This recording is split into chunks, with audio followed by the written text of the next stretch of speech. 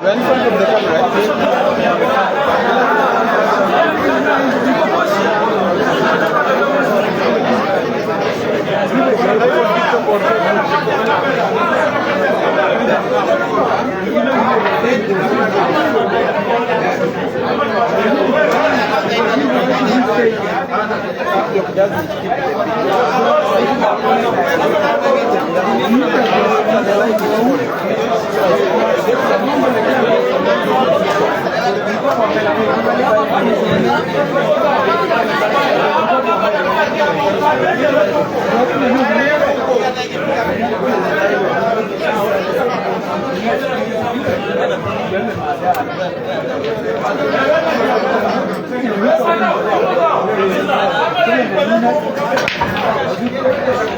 Sikia nyani.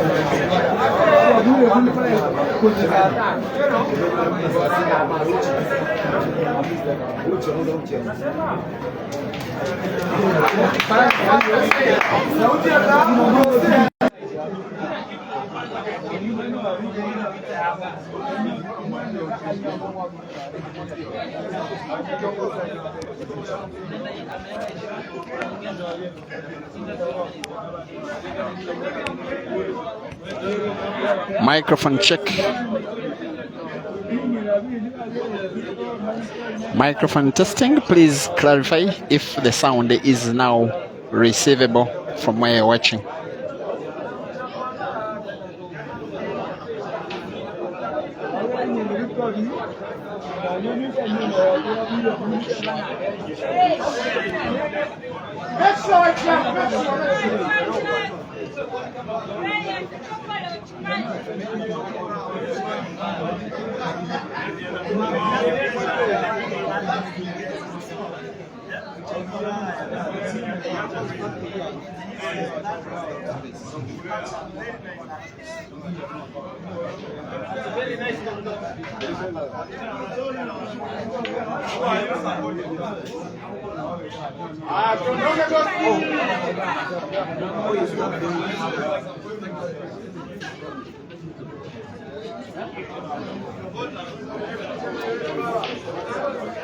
The mood of the crowd here is somber. A crowd of a few hundred Kenyan supporters with all of their nationals who registered over 115 for a tournament of 128, having none in the last 4 in the men's and ladies categories. But it is too tight here and too tense, as 2 of the players who have had the best performance in the tournament from 2 countries that are divided by 1 border at Malaba, near the district of Masaka in Uganda, where Glorious is born, and the district of Bukoba in Tanzania, where SEIF is a citizen. It is the first semi-final of the TAWI Open Pool Championship. Welcome, ladies and gentlemen, aboard. We are at Tulin Pool Arena, 5th floor of Tulin Building in Kitale Town, Western Kenya, where the best of East Africa is gathered in competition for the TAWI Open Pool Championship. Representing Uganda with the scoreboard, having his scores in blue on the left, is Senyonjo Glorious, and the Ugandan flag of the black and yellow and red with the middle crested crane. Also, SEIF Hamad of Tanzania with the scoreboard, having his scores on the right in red with the yellow, green and blue with a black diagonal strip on the Tanzanian flag for SEIF Hamad. It is SEIF's second tournament in a row in Kenya, where he is reaching at least the semi-finals, and in the second semi-final in a row he's facing a Ugandan. The last time he faced a Ugandan in a semi-final in a tournament in Kenya, he was against the best of them all Ugandans, Caesar Chandiga, and SEIF took down Caesar surprisingly. But today the world now knows that he is not a surprise. He is not anybody's bogey player. He is a very good player in himself. Senyonjo Glorious, in my opinion, will start this game as the underdog against the guy who defeated Hazard Lukoma, the guy who has been Uganda's more on-form player of late. SEIF Hamad is utilizing a failed clearance by Glorious to make a clearance in himself to take this game into a lead. He should win this one.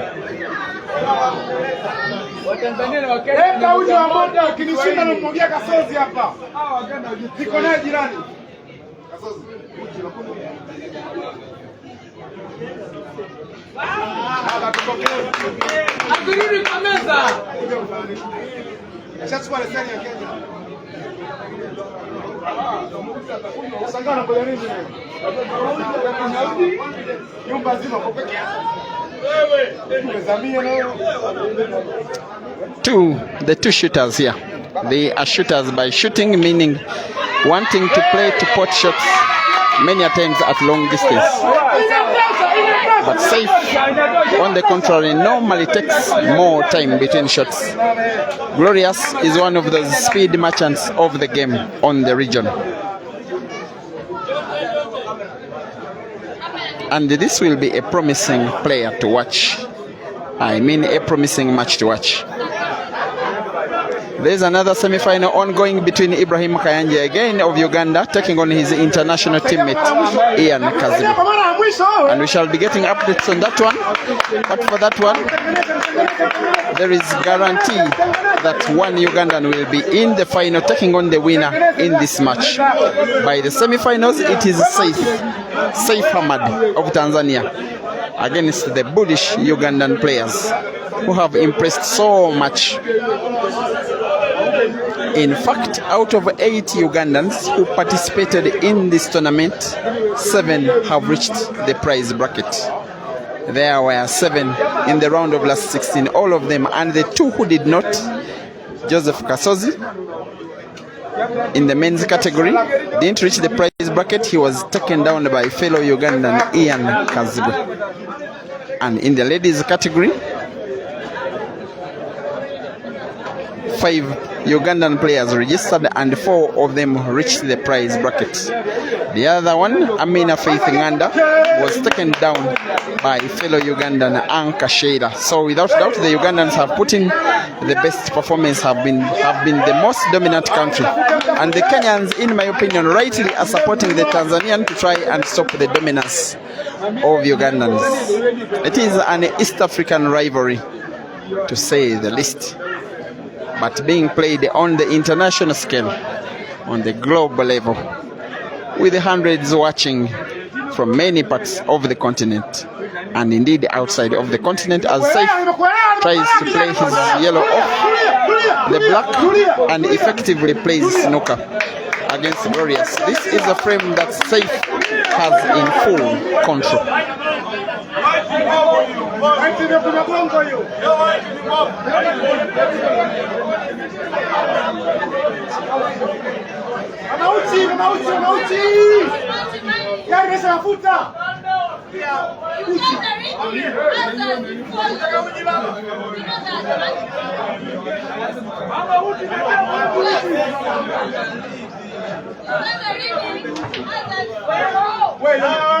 Hiyo michezo kule ng'ambo. Hiyo michezo kule. Haya, malizia. Ghost Rider. Lenga mpaka asubuhi baba. Tafadhali tuambia roho jamani. Tuambia roho jamani. Jaribu kusema rejea kitu chanya.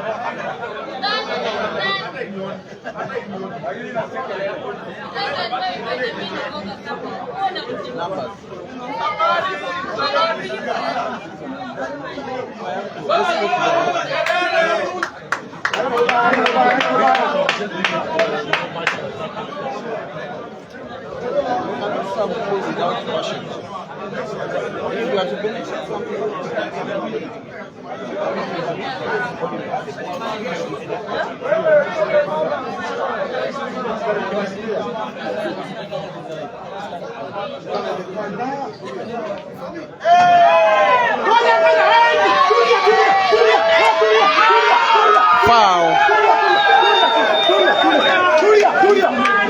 And it's a round of applause from the fans who are mostly in support of SEIF. They want a Tanzania versus Uganda final. They don't want an all Ugandan final.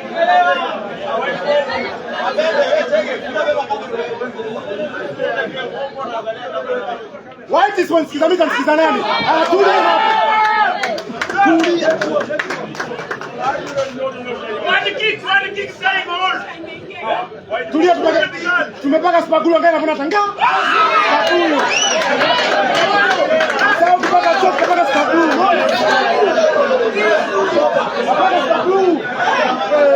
SEIF 1, Glorious 0.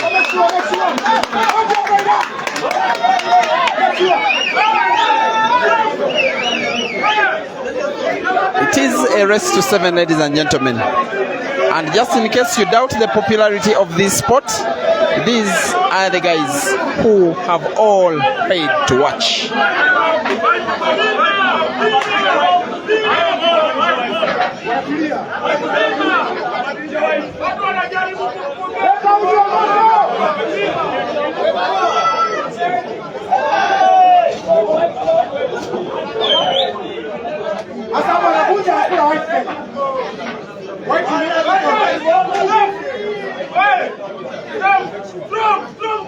Hapa anakuja na kula white biashara inaendelea.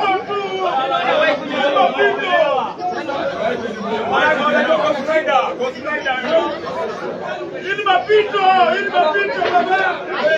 Hili mapito.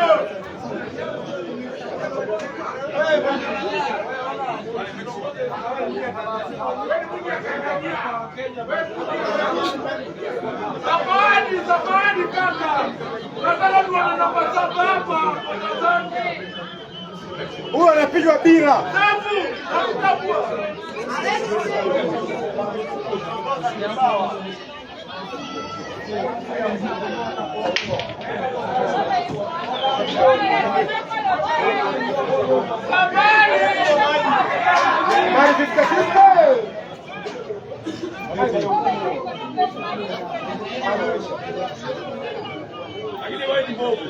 Watu tumenulia bomba hiyo ya gharama.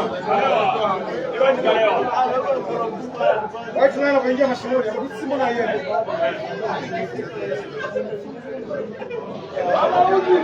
Mama uji.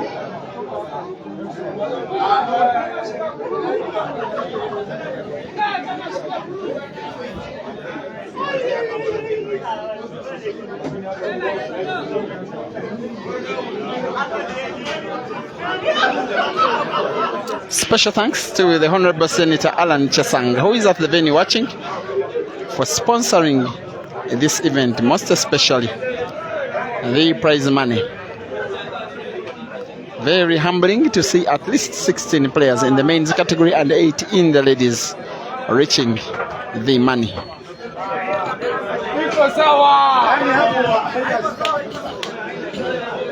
Wewe kujizika tu. Kujizike. Ndio iko sawa.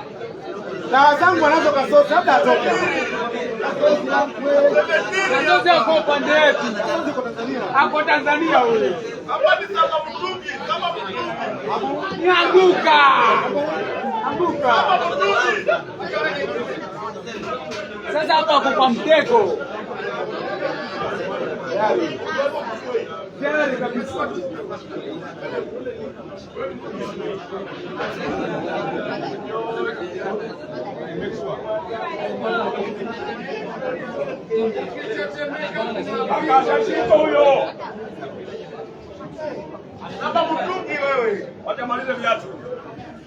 He has to be on the top of his attacking game, Glorious, to stand a chance of taking down SEIF, who is the more composed of the two players, and on the international scene, the more established and more accomplished.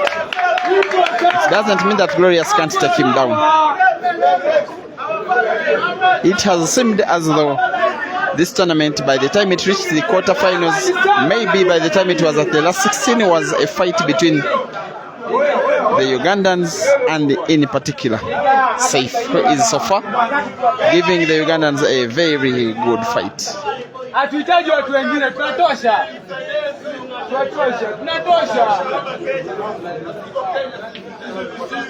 Baba, nakubali baba. Piga kwenye cross kumwe.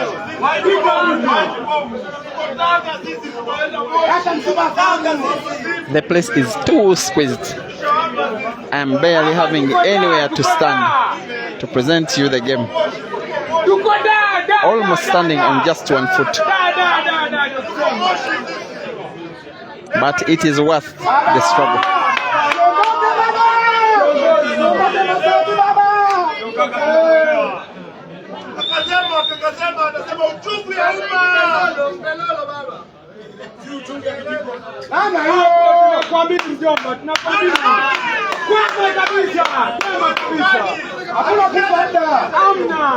Anavizia kafanya nini baba? Hatujui. Anatuvizia.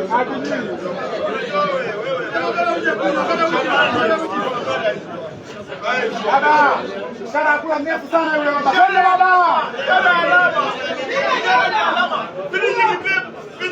Fuza mchezo. Akimwaga mpaka tutamwaga ugali. Akimwaga mpaka tutamwaga ugali. Slow, patient, technical, tactical frame. It seems SEIF has done his homework on who Kasozi, on who Glorious is in terms of playing style.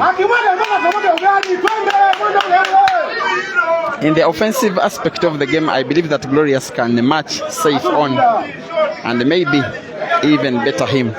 It is in defense, in the technical aspect of Paul, that SEIF is a superior here. And for the first two games, he is playing to try and demonstrate his technical superiority. For the first frame, it paid off. Here we are in the second.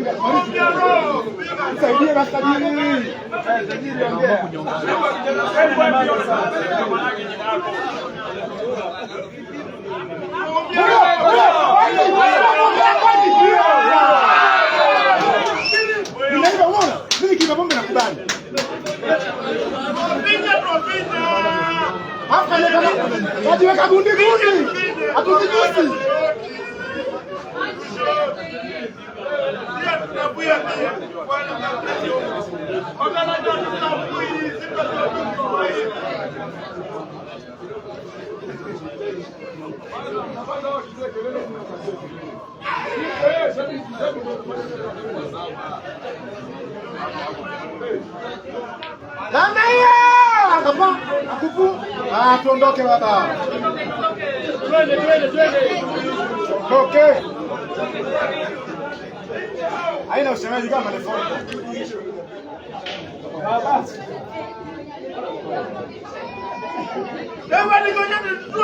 Thank you for watching. Hoikan Nuksidanu Bunyaro Lion, Rich Lubega, Shafiq Walusimbi, Jobe Sakiso, Bunyaro Lion, Tarima John, and all of us hitting the 600 mark with the only 2 frames played barely to completion, as the best of Tanzania at the moment is up against the best that Uganda can provide in this semi-final. SEIF reached this level by taking on the only Kenyan remaining in the tournament by the last 8. Actually, the only one of 2. That was Evans Kiprotich, Italy's finest. Glorious took down fellow Ugandan Rashid Wagaba in the last 8. Here the 2 meet in the semi-final. There is another semi-final ongoing, an all-Ugandan semi-final between Ibrahim Kayanja and Rashid and Ian Kazibe. The crowd seem not bothered about that. All they need, the crowd watching, they simply need to see SEIF winning and then taking on whoever it is of the Ugandans in the final, which will come up after this match. In the ladies category, also most likely an all Ugandan final.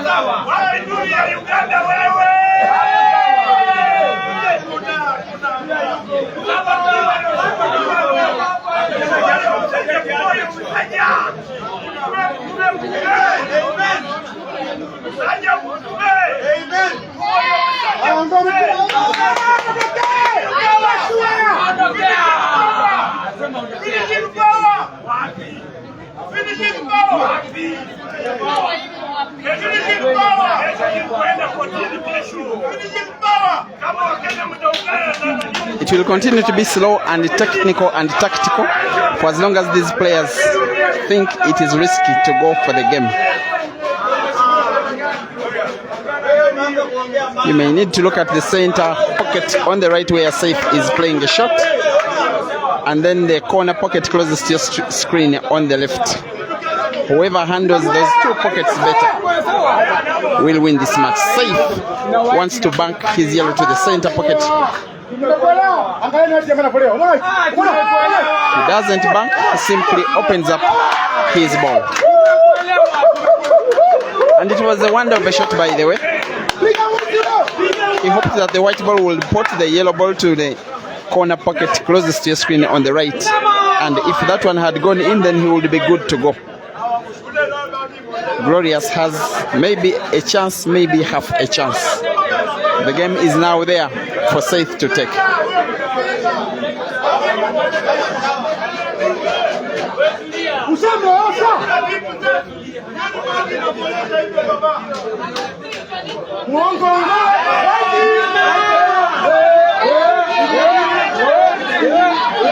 There we are.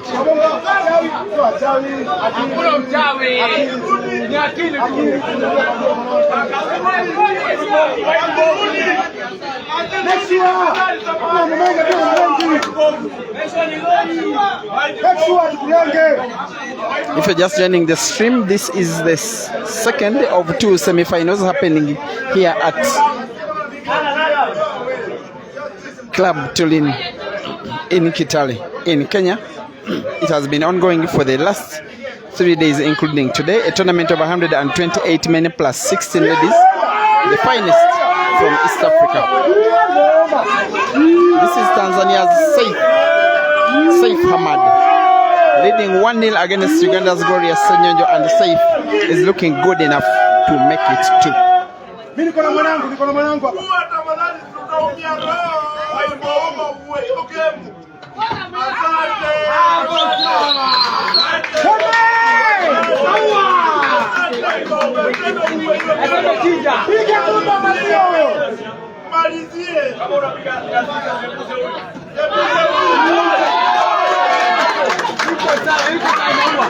The white will do for SEIF. It will do. He just has to be a little bit careful as he plays the black about the white ball, especially its movements right side, left side where there is a center pocket. He's careful enough. Will he? Yes, he is. SEIF too. Glorious 0.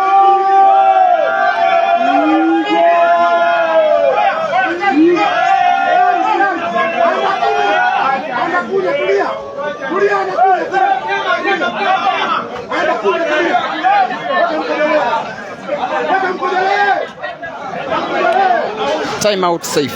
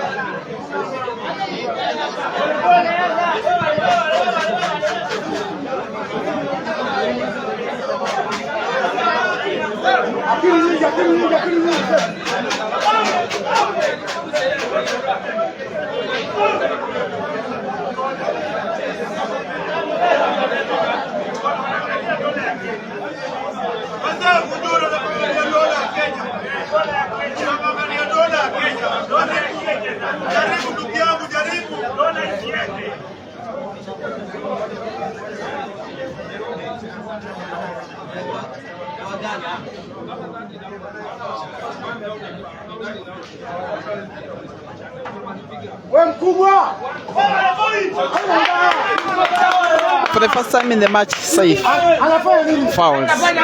For the first time in the match, Glorious can play with liberty to show exactly what he's made of. He's normally an offensive-minded player, and SEIF is aware of that, and that's why SEIF is pretty much playing his other side of the game, the technical game, in which he is superior to Glorious, and it is so far paying off. For once, Glorious is playing with one visit in hand.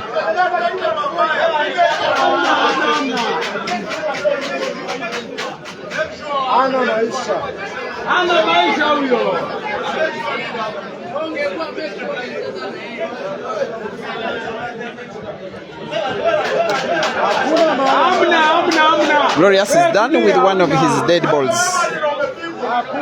He has the matter of the two reds which are closest to your screen on the left. And he's playing his white ball, targeting exactly those ones.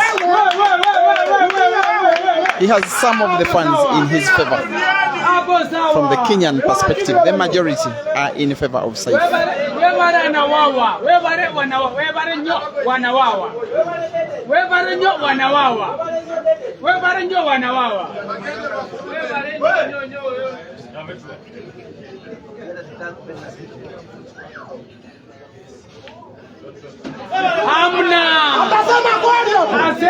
That is the brain of an attacking player. A very cautious player would have played that ball not to pot it. Glorious doesn't want to know about that. He has to play a very big shot here. And he fouls.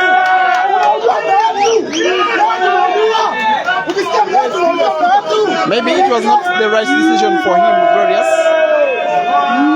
to put the last ball he potted, to put himself at a very big risk. And SEIF will not be forgiving this time round, just as he has been all throughout the tournament.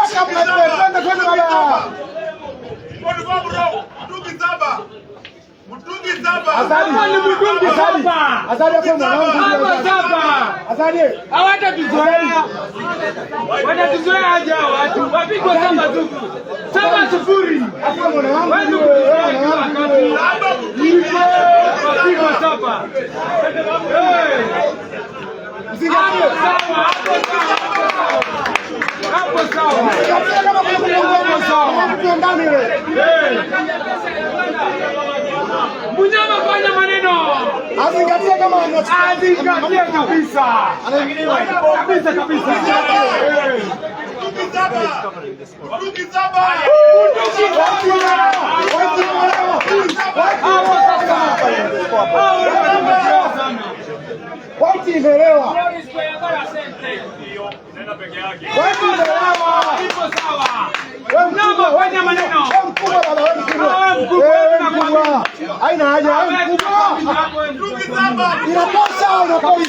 Thank you and shout out to all of you who are watching from Dar es Salaam, where SEIF made the longest of all the journeys that these players made to the venue, and from Dodoma, where you are watching in support of him,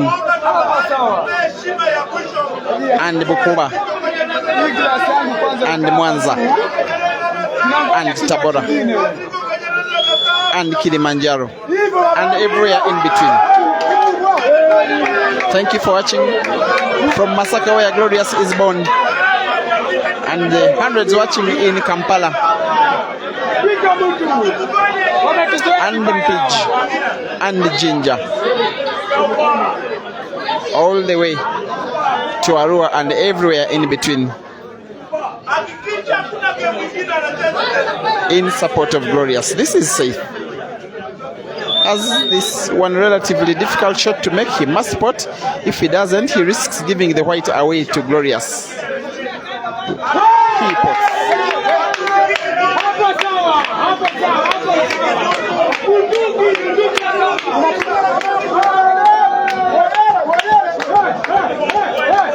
He's likely to play the white ball to move the entire length of the table and back to a position near the black ball. That is the shot I would fancy he would play. He goes slow.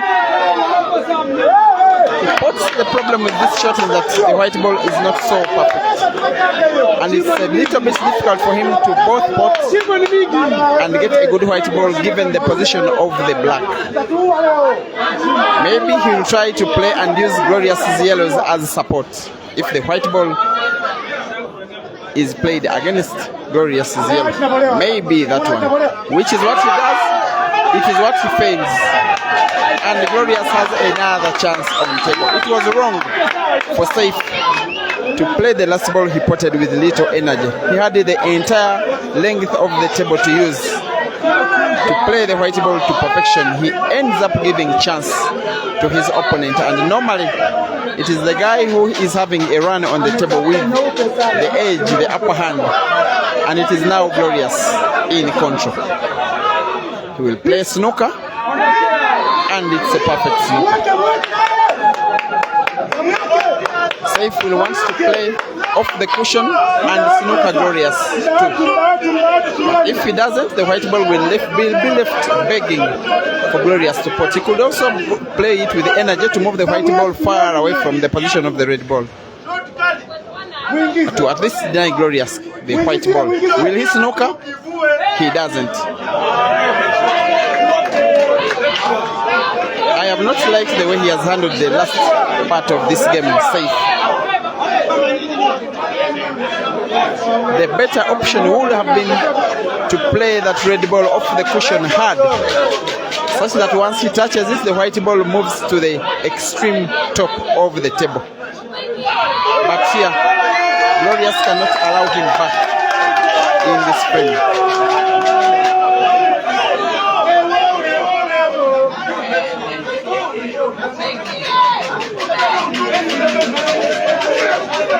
He may want to put both balls in the same corner pocket. Yes, he does.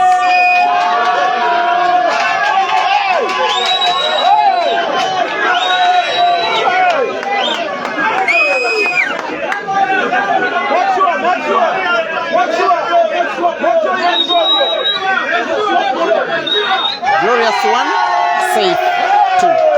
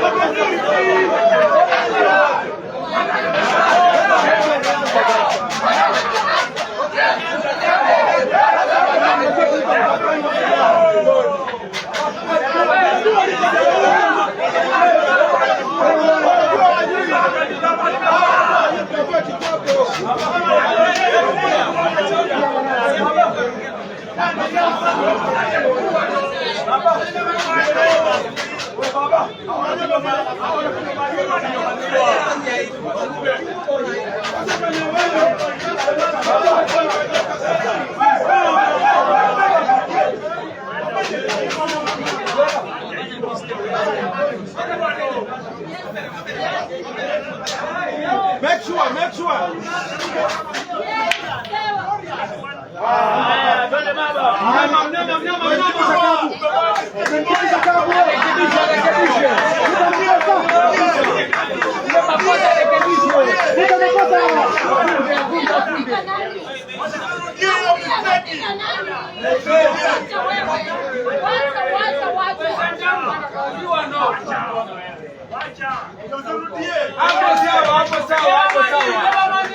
Nimekuelewa hapo nimekuelewa.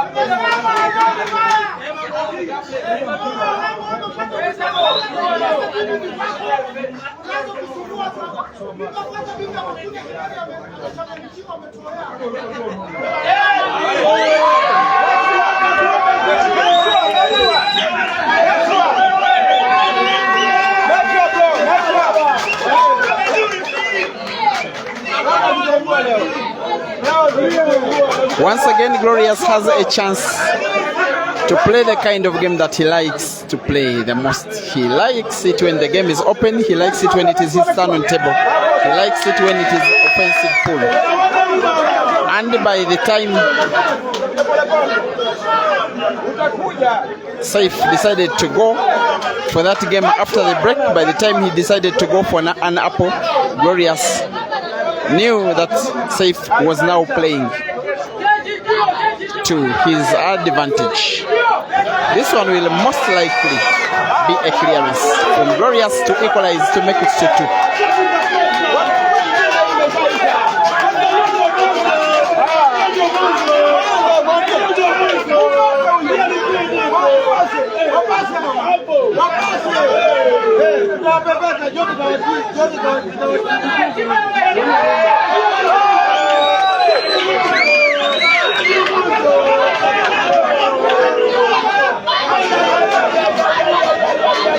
There's a very little trick, but a hard trick.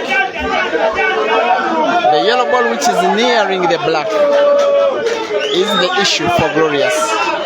He has to play with it in mind because in the pocket where it can be potted easiest, where there is a red ball packed where he's standing,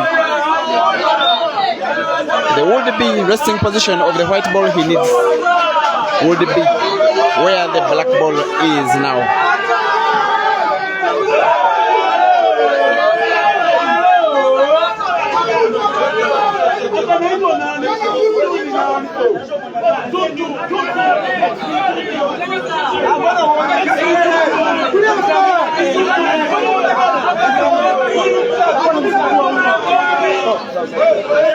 Ugandan players are so adored here in Kitale. I've realized this.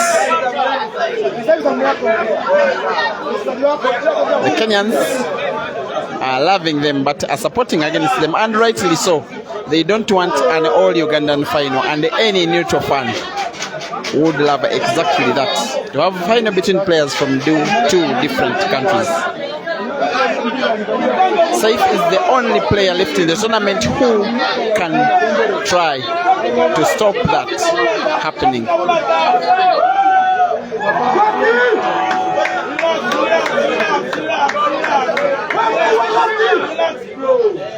Glorious wouldn't be blamed for that miss. He really tried his best to try and pot and then drag the white ball not to move far away, such that once he potted he would have gotten himself a good white for the next yellow. To his advantage, SEIF's red is frozen against the cushion.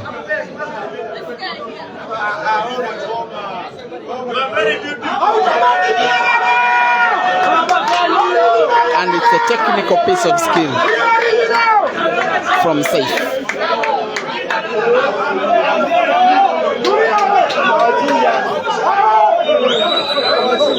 I would fancy that Glorious will try to bank the yellow he's looking at to the corner pocket near where he's standing. White ball being dragged rightwards to pot the ball in the pocket.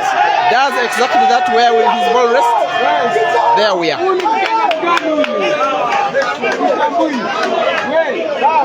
He will once again need another bank to the center pocket where he's playing from. If he fails to get the bank, he will most likely lose the frame. He gets the bank, and white is perfect, as in picture perfect.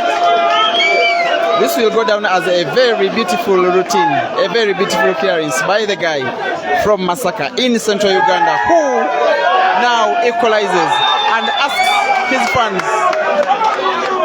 to stand up for him. Glorious 2, SEIF 2, rest 2, 7 for a place in the final.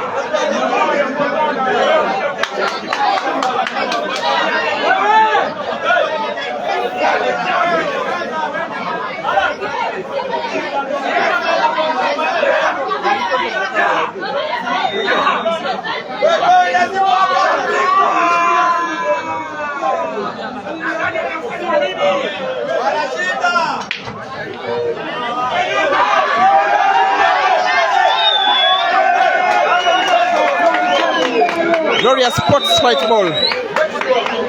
Rather SEIF pots the cue ball on the break, and Glorious has an advantage now to take the lead for the first time, to reinvigorate himself and his fans at the venue and back at home by taking a third game off a very, very, very formidable player.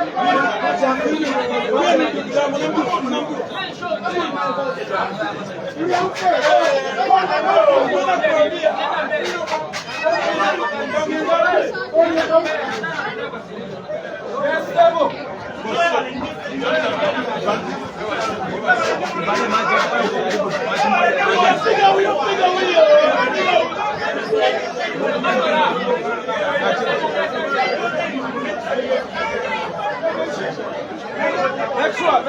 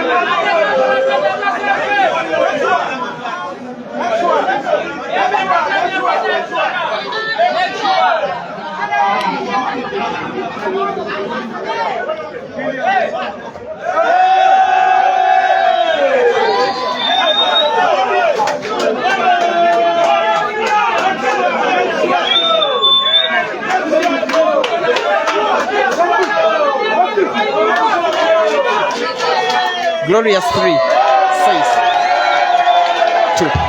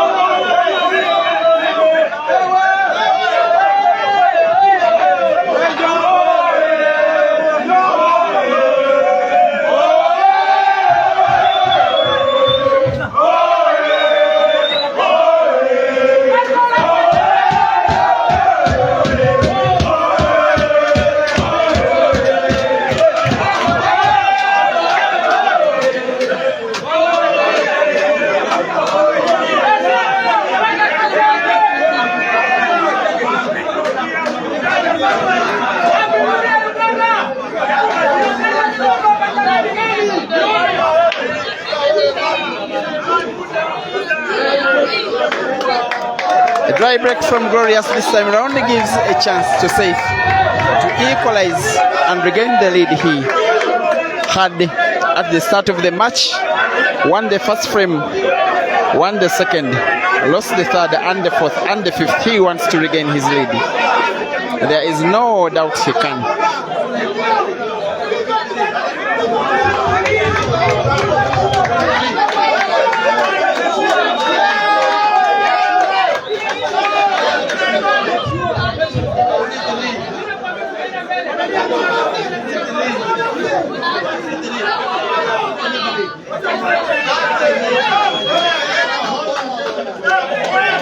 It is not the first or the second or the third time SEIF is in a situation like this in an international competition. Not the first time he's up against a Ugandan in the semi-final of an international competition. And Glorious is not the first Ugandan he's facing in the same competition on the same day.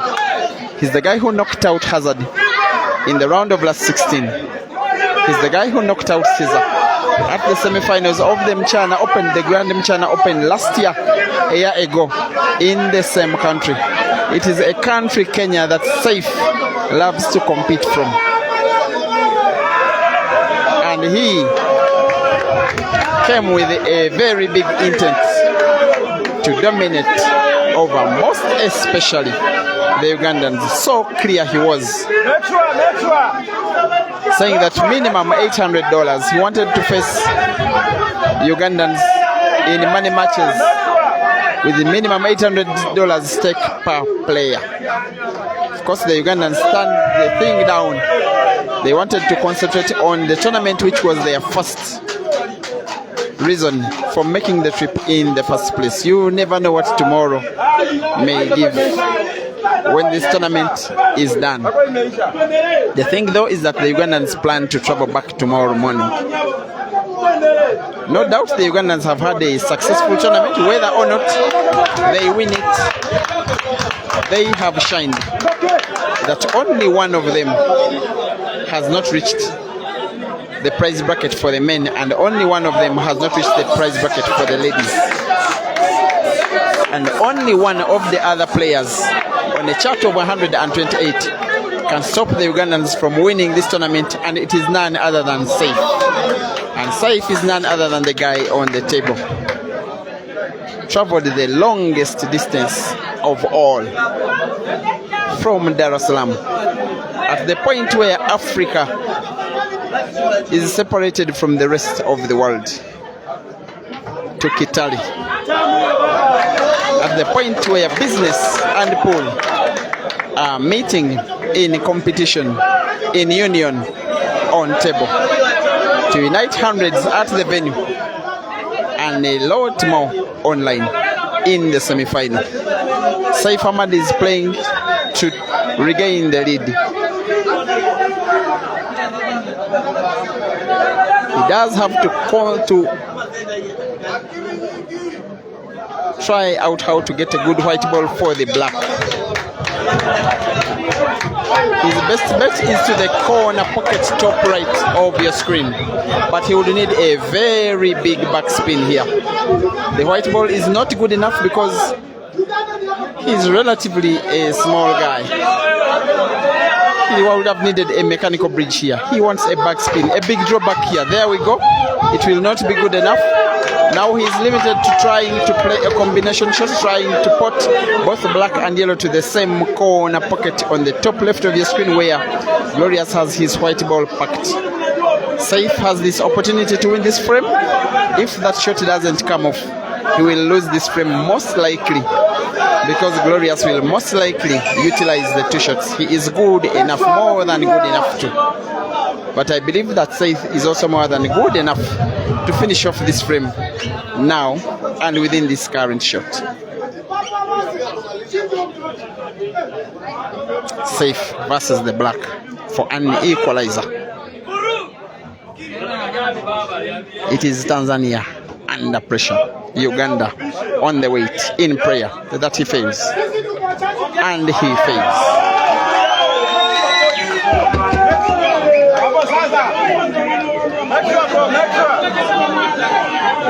Make sure.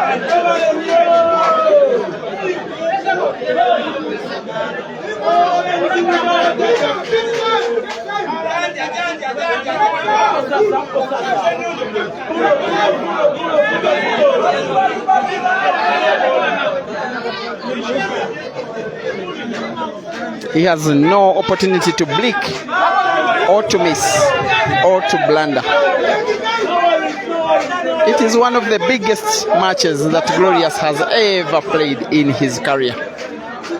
For the first time he is in a semi-final of an international competition. He has never ever achieved this before today. He has been to Zambia and Zimbabwe and South Africa and Kenya before, but he has never performed as well as he's doing right now. And he needs to top this up with the icing on the cake, a place in the final. By the look on his face, he's so determined to do this. And by the routine of his attack in this frame, he is reminiscent of that thought. About to go 4-2 up, having come down from 2-0.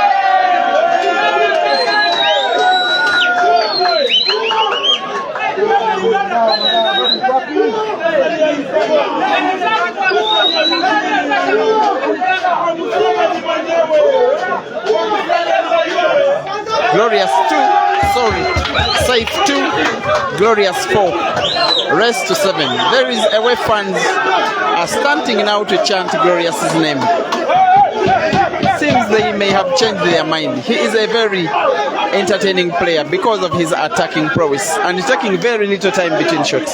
Senyanjo Glorious 4, SEIF Ahmad 2, Uganda 4, Tanzania 2, Masaka 4, Dar es Salaam 2, Mzee Museveni 4, Mama Samia 2.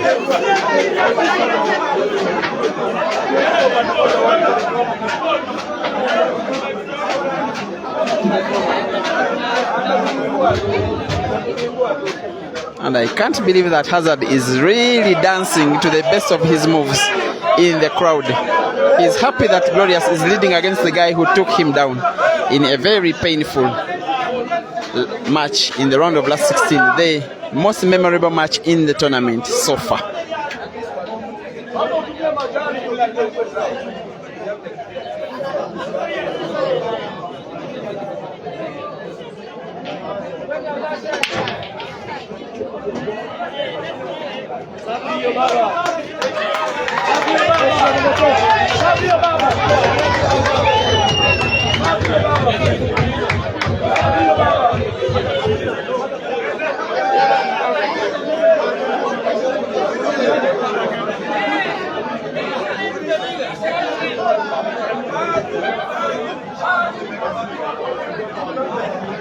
Huyu ni farasi. Unakwenda kukampana hapo chini.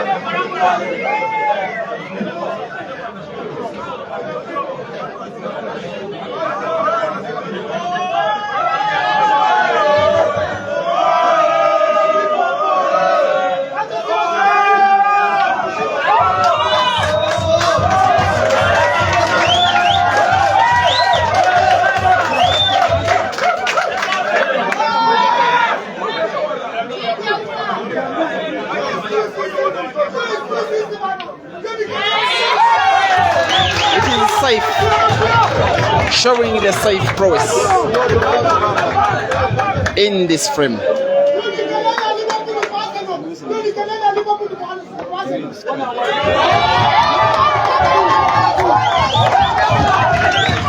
Four, 3, too close to call.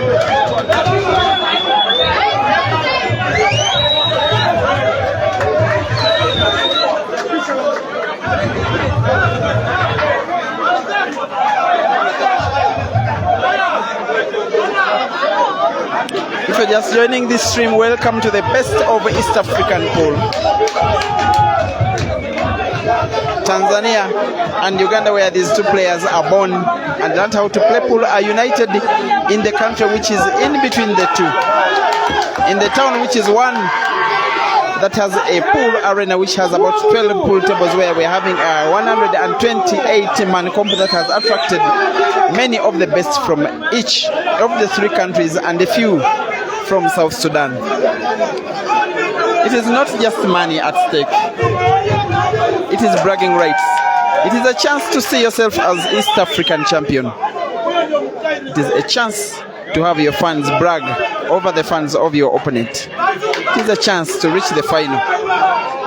It is a chance for glory. For SEIF, not the first time he's been here. He's been here at an equal stage in a tournament with even more prize money. For Glorious, the biggest match of his career so far. And he fouls on the break. Once again, advantage, SEIF.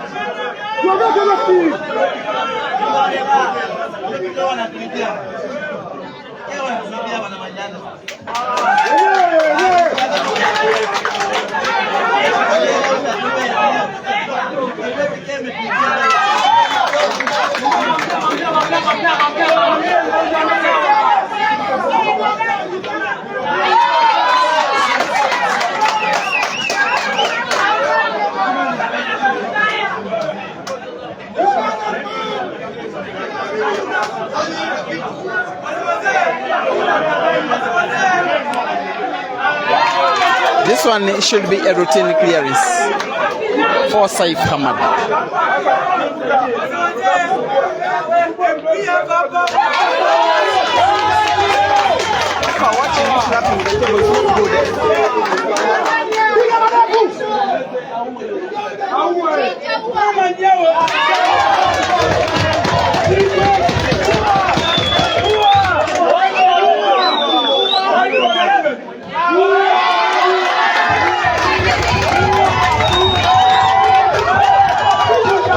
Ladies and gentlemen, SEIF Hamad 4, Glorious Senyonjo 4, and this is the reaction of the crowd.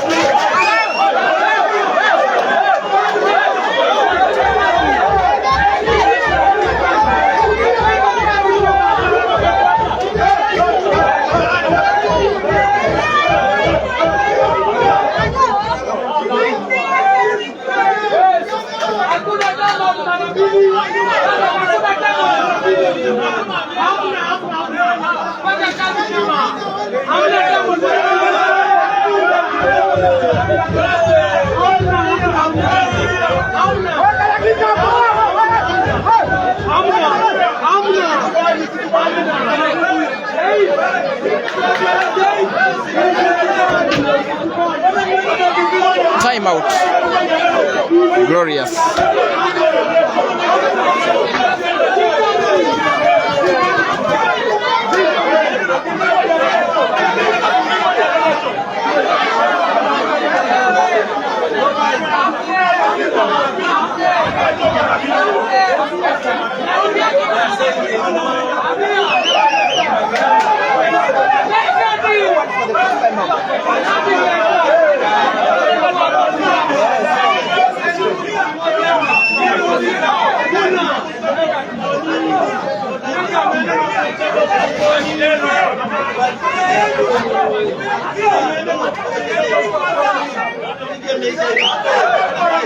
What is happening is that Glorious has had a timeout, and it is the second time he's having timeout in the same match.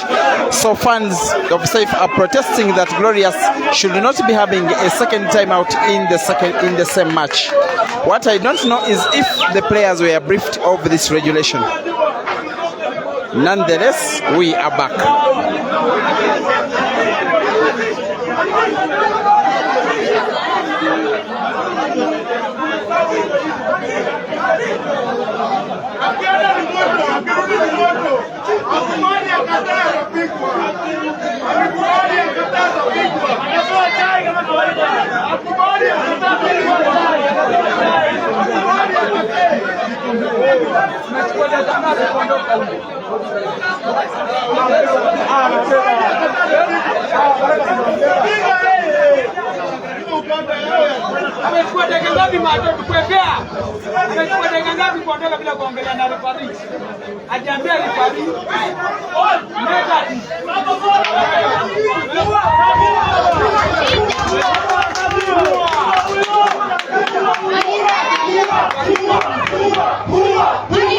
And the fans of SEIF are chanting "Wua," which means kill.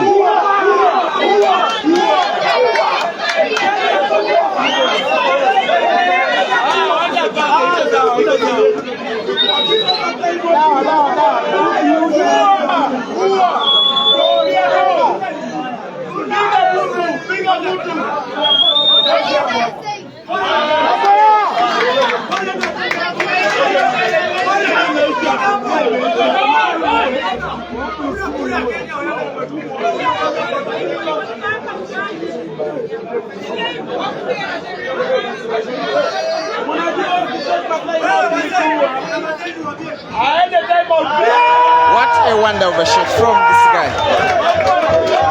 He's living to the expectation of a guy who came to this match as favorite. He went down 4-2 after leading 2-0.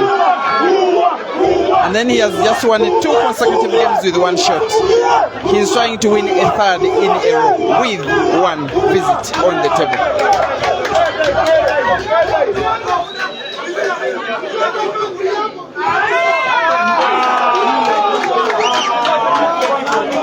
Not so accurate a shot this one, but he has the opportunity to put at least the yellow ball to the center pocket on the right. The ball crosses to the right center pocket, is still portable, but he has to be very careful with the whites.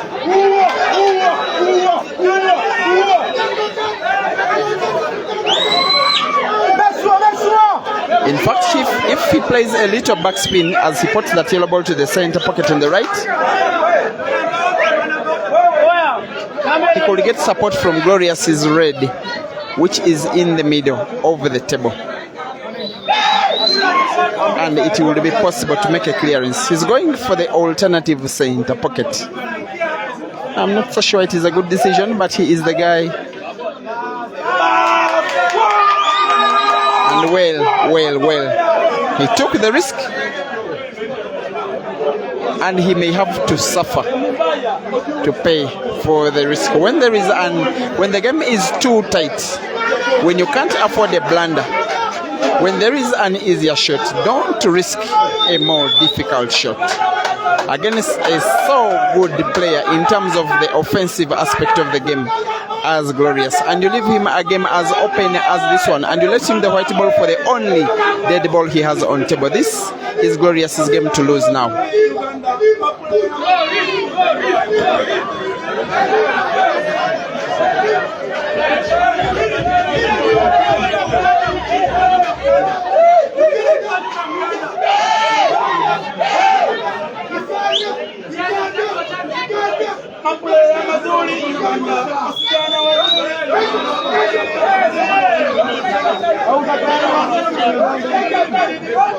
People barely have a place to watch the game from.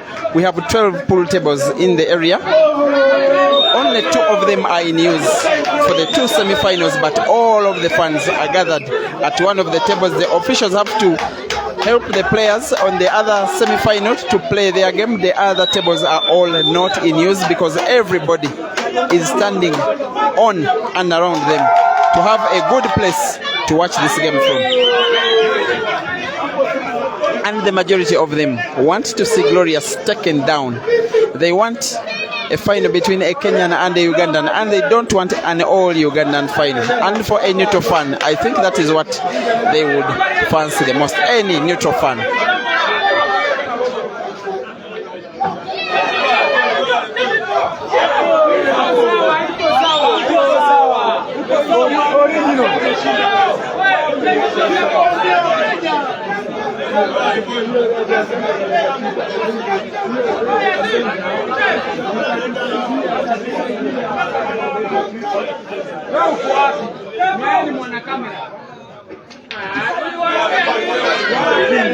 There we go. As good a player as SEIF is, as accomplished as he is, as much as the last 2 Ugandans he has faced in tournaments as big as this are the best of them all in Caesar and Hazard, and has beaten them both, he is still having some lessons to learn. That do not take risk when the risk is not necessary to take. Glorious is about to regain the lead he got by winning 4 straight against SEIF. There we are. It will be one of the better performances Glorious will ever have in his career. Should he take down SEIF? And he's looking good enough too, by the way. Glorious 5, SEIF 4.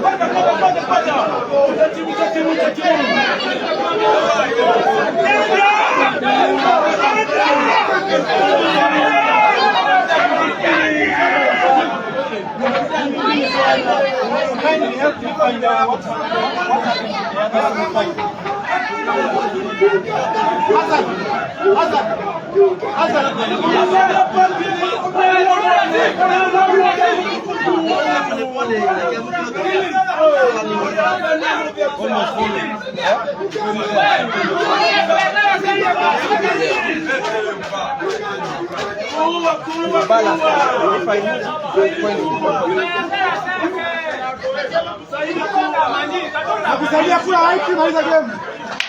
Nakusaidia kula wapi maliza game.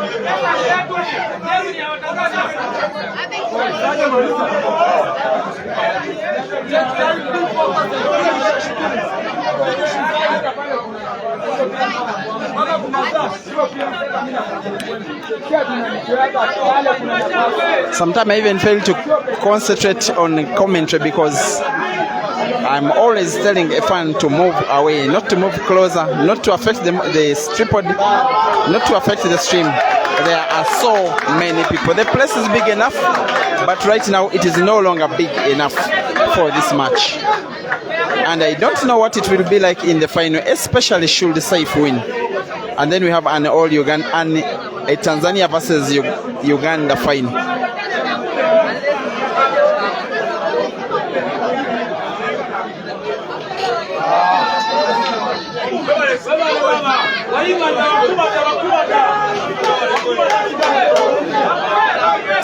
Glorious can see part of the red ball, one of the two. Actually, he can see both. He can either decide to play with the inside red first, or play connection. It can never be easy making a clearance of a frame like this one. But Glorious is one of those players who you think could have a right at least to try.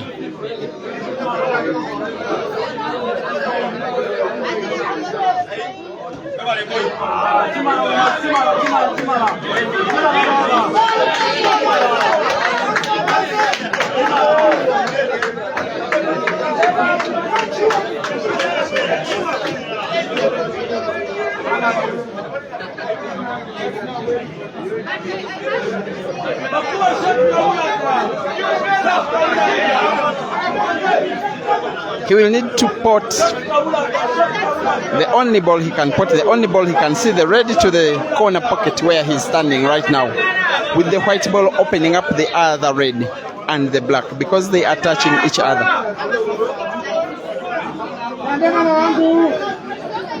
But it must be an accurate shot. Anything short of that, he will most likely lose this frame.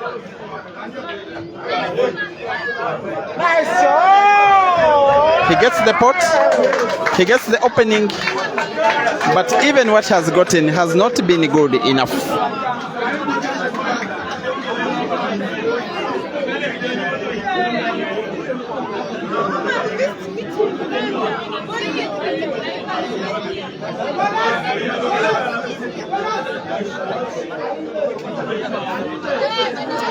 Most likely he will try a cut as sharp as the word sharp itself to pot that red ball to the corner pocket, bottom left of your screen. It is possible. He fouls. Advantage. SEIF Hamad.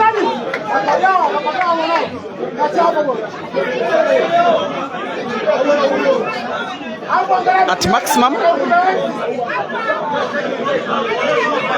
In a race to 13, there are 4 games left in this match, including this ongoing frame. Of the 4, SEIF needs 3 and Glorious needs 2. And it is advantage SEIF to get the first of the 3 he needs. And if SEIF wins this frame, it will turn into a race to 2. And indeed, he's playing like he is winning. and indeed it is turning into a race to 2.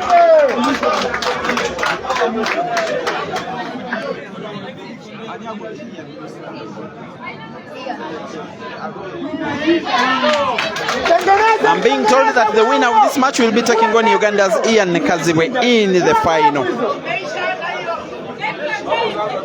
He has defeated his international teammate Ibrahim Kayanja. I'm yet to establish the scores.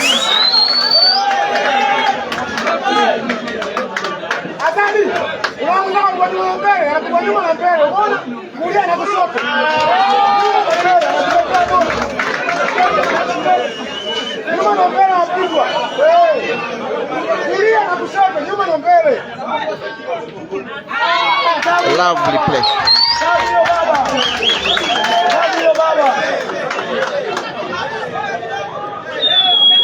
SEIF 5, Glorious 5. Ask the crowd to shout the more SEIF. Stubbornly and with a smile. The guy in front of the camera is his manager.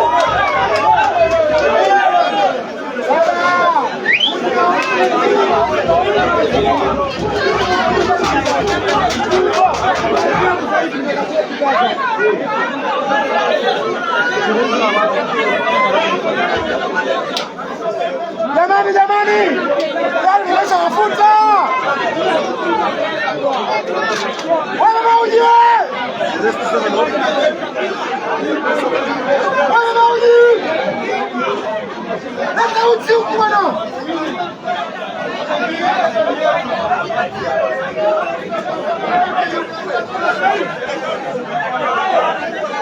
Wana mauji. Wana mauji.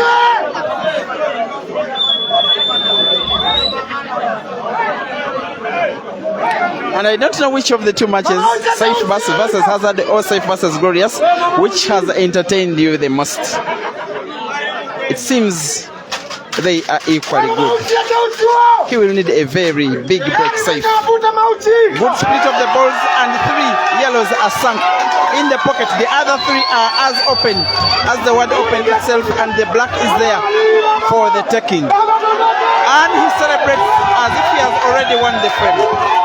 He knows that he's getting the easiest apple he will ever get in his career of playing pool. And the fans are celebrating this win already.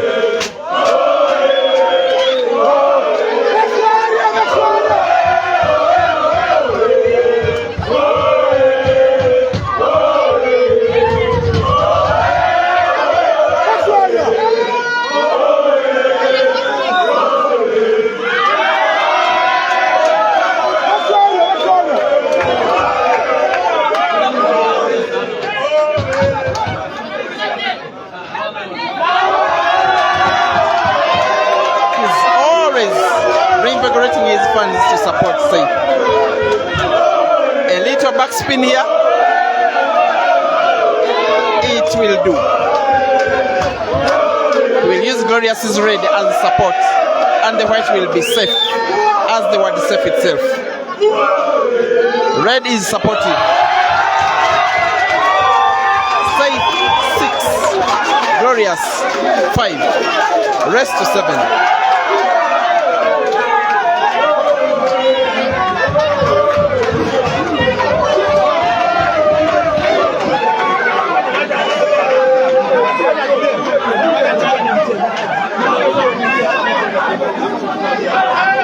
It is the tournament secretary of the Kenya Black Ball Federation, Martin, trying to put one of his national team players, Geoffrey Kibet, in order. That one will be one of the nasty images of my stream today.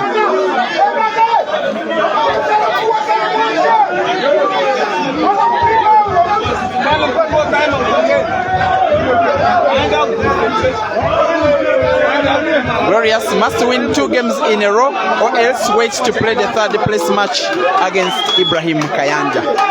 That is the situation where we are at now.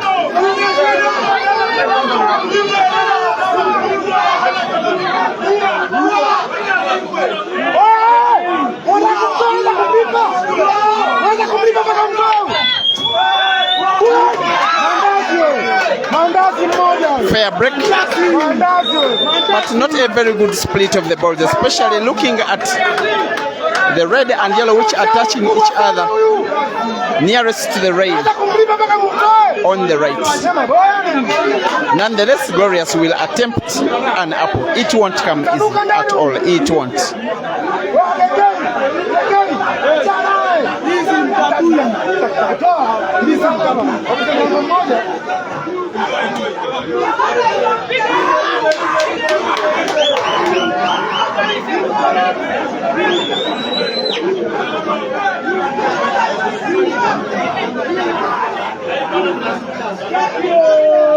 Glorious has a chance to put that yellow ball to the corner pocket bottom right of your screen, with the white ball opening up the only dead yellow he has.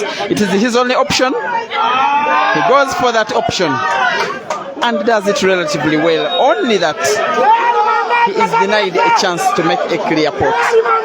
Sometimes you try your best and you do your best. It is one of those moments when even your best is not good enough.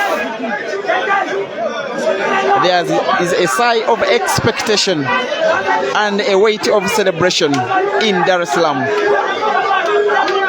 There is an expectation of agony in Masaka, where these two respective players are born from Tanzania and Uganda respectively. Oh, what a shot. But once again, he's trying his best, but his best doesn't seem to be good enough. The white ball is frozen against the cushion. He needs a very long range shot to pot, and he must pot. Or if he doesn't pot, at least occupy that corner pocket bottom right of your screen with his ball. Outside of that, he will most likely lose this frame without even going to the decider.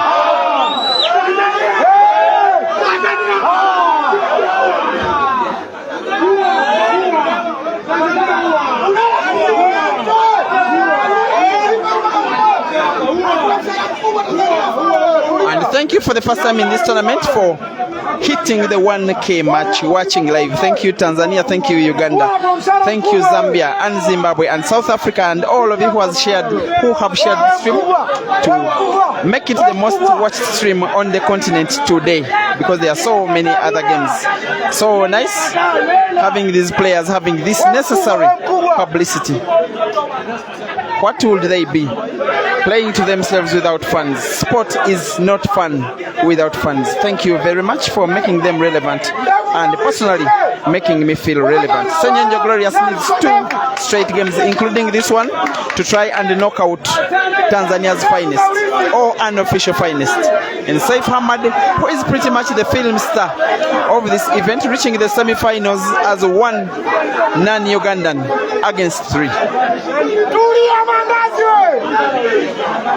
The situation is, if Glorious loses this match, if he loses this frame, he will play a 3rd place match against Ibrahim Kayanja. If he wins, it will be an all Ugandan final, to the dismay of the majority of the fans at the venue. Of course, Glorious has a few supporters here. Remember, Tanzania and Uganda have Kenya in between. Therefore, in Kenya, there are so many citizens of Uganda and citizens of Tanzania, and they are here. But the home supporters are in favor of SEIF.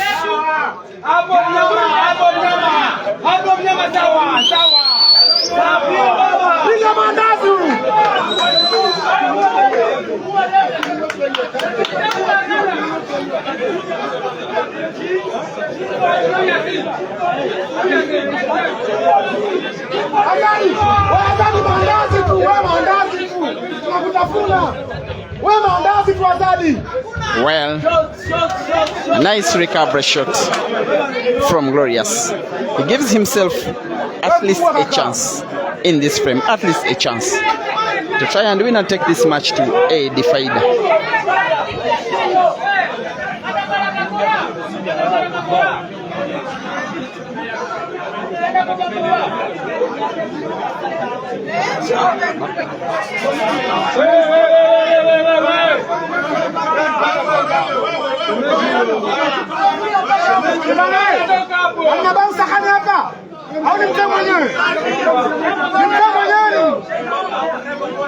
The crowd is becoming too big for even the officials to handle.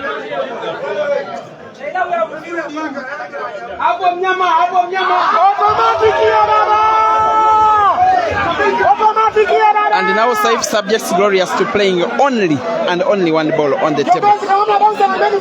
A shot that will open up Glorious's game, but also open up partially SEIF's game. Glorious has only one alternative, to play the only yellow ball he's seeing, and hope that he gets a chance to play again. He has that slight advantage that he already occupied the most important pocket on the table right now. That pocket to the corner, bottom of your screen. But he fouls.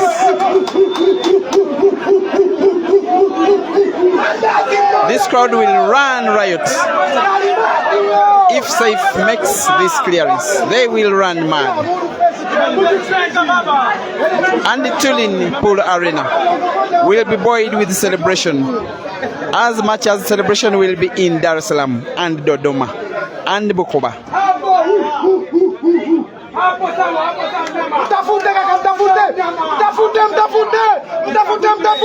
Not a very, very effective free shot, this one. He doesn't open up his game well, and doesn't at all. He will play another snooker here.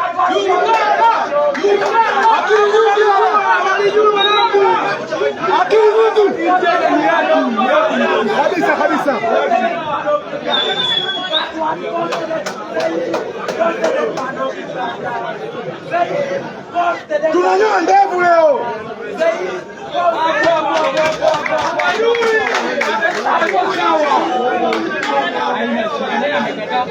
Tunanyoa ndevu kwa masiara.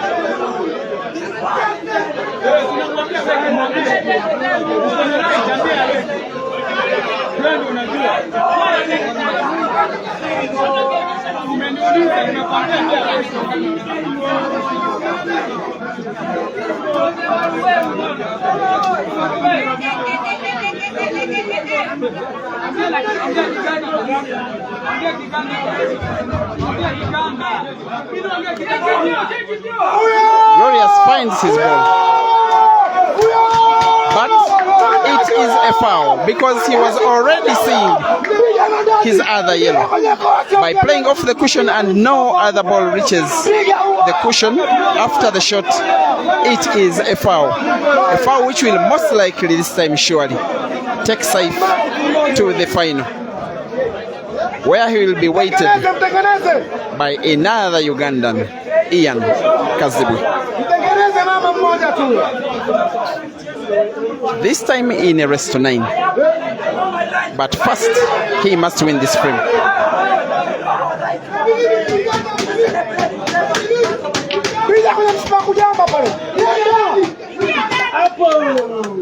Glorious has been a little bit lucky.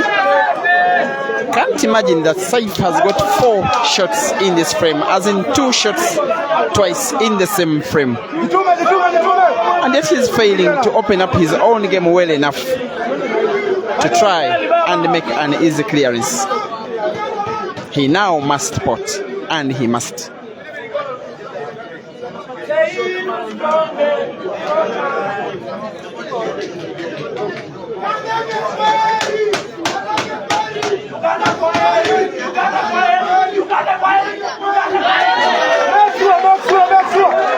That may be the most important shot of this match, from a very formidable player. The last non-Ugandan standing in the tournament by the semi-finals, with himself to represent and his manager at the venue, and thousands of Tanzanians expecting him to win from near and far. SEIF Hamad is attempting to make a clearance that is taking him to the final later tonight against another of 9 traveling Ugandans, 8 Ugandans, 7 of whom reached the prize bracket.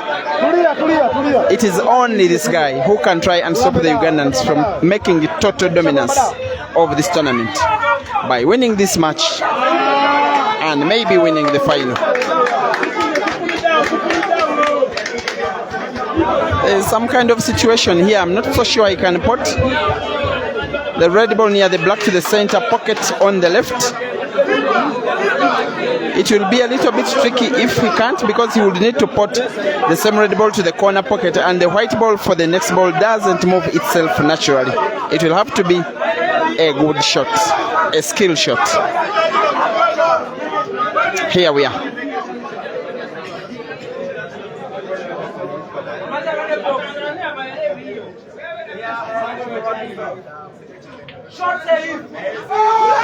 He misses.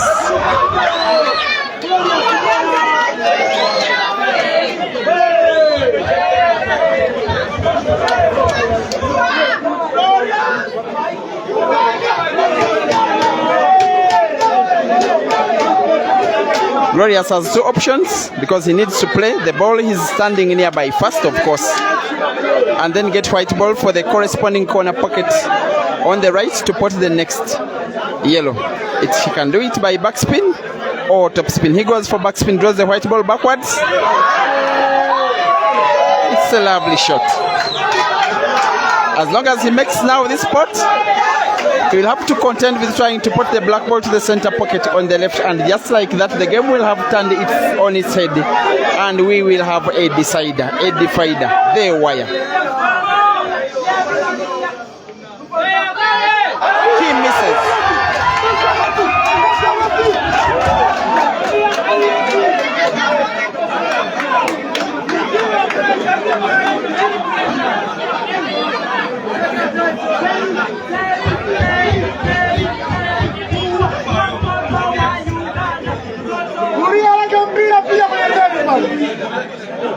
Pilla kwenye ndevu pale.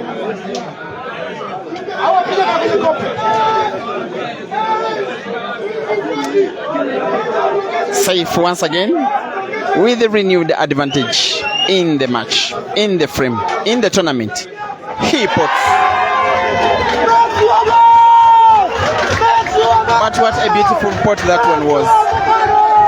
Very accurate, very much on target, very skillful, very confident, very sure, very composed. Wait, my friend. Wait.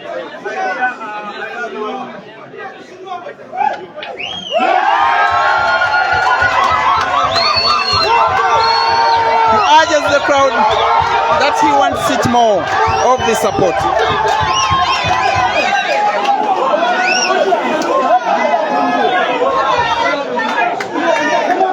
They are about to burst in celebration in Dar es Salaam and Dodoma and Kilimanjaro and Mwanza and Tabora and everywhere in between Morogoro and the rest of Tanzania, as one of their best is about to reach the final of a regional tournament for the second time in 2 years in succession and wins.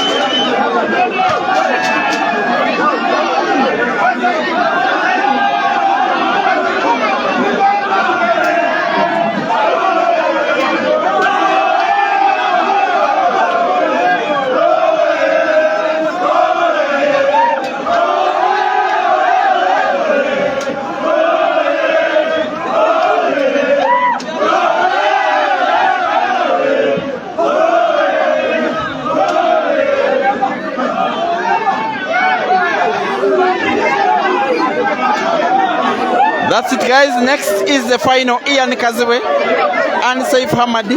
Once again, Uganda versus Tanzania. I'll just have some rest, have something to eat, and then be ready for that one live next.